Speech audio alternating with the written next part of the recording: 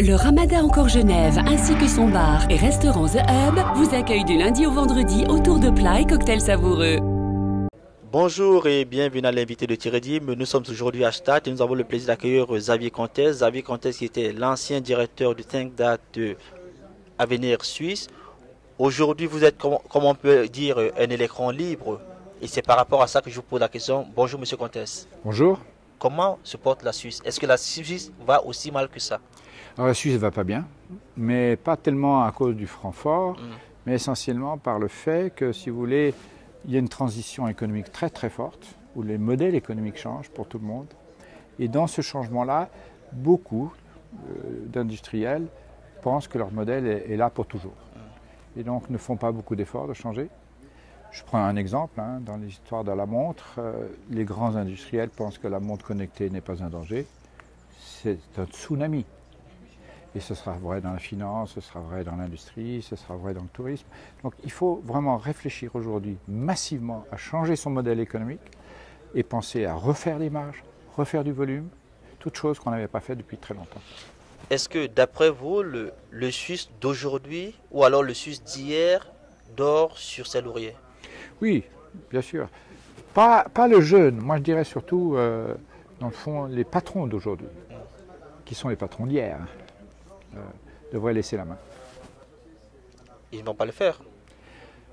Si le conseil d'administration le demande, oui. Donc il y a une nécessité de renouvellement des dirigeants pour une raison simple.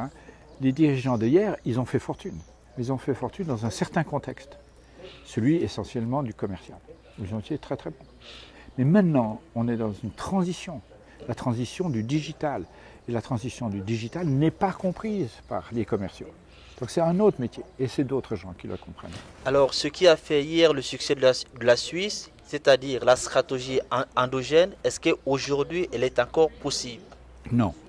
Vous savez que pendant plus d'une vingtaine d'années, on a été capable, grâce à nos conditions cadres, donc les lois sur le travail, la fiscalité, à attirer énormément de sociétés, d'entreprises étrangères. Mais maintenant, ces lois et ces régulations sont à peu près les mêmes dans toute l'Europe. Donc il n'y a plus une particularité suisse. Donc c'est fini. Et on le voit bien. Il y a des petites entreprises qui viennent, mais les grosses, c'est fini. Donc ce qu'on doit faire, c'est une stratégie endogène. C'est comment aider les entreprises suisses à faire du volume et des marges. Et pour vous, ce sera quoi vraiment la solution en termes, par exemple, de nouveaux leviers de croissance? Alors le nouveau levier de croissance, c'est le digital. Mais pas le digital numérique, comme le disent les Français, ce n'est pas les data qui comptent, c'est les process. Vous voyez, au début de l'informatique, on parlait de data processing. Mais les data, c'est les données. Les données sont issues d'un mouvement de process. C'est le process qui compte, c'est les algorithmes qui comptent. Pas du tout les données. Les données, je peux les reproduire. Tout le monde me parle de... Le futur, c'est le big data. Mais rien à foutre. Les données sont issues d'un processus. C'est des résultats. Donc ce qui compte, c'est maîtriser les process. Et là, on est vraiment nul. Je donne un exemple. La montre connectée, c'est un process. C'est une plateforme informatique software. Et nous, on continue à faire du hardware. Bon, on se trompe de guerre. Est-ce que si par hasard, on améliore nos conditions CAC, on pourra attirer de nouvelles personnes? Non, c'est plus possible parce que, l'Europe nous l'interdit. Il y a une régulation européenne, enfin plutôt un principe européen d'égalité entre les pays. Donc ça, c'est fini pour toujours. On n'échappera pas à ça. Deuxième chose, on ne peut pas baisser la fiscalité tout le temps. À un moment donné, il y a quand même un certain nombre de coûts. Et donc, l'endettement des États, qui est, à mon avis, le principal problème de l'Europe, à un moment donné, c'est une limite. Et donc, il faut arrêter. Et non. Réponse non.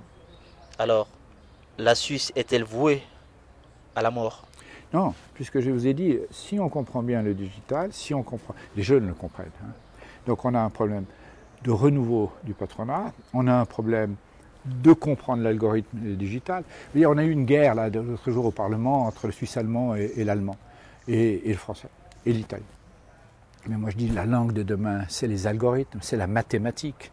Enseignons de la mathématique, arrêtons ces espèces de conneries sur les langues. La vraie langue de demain, c'est la mathématique.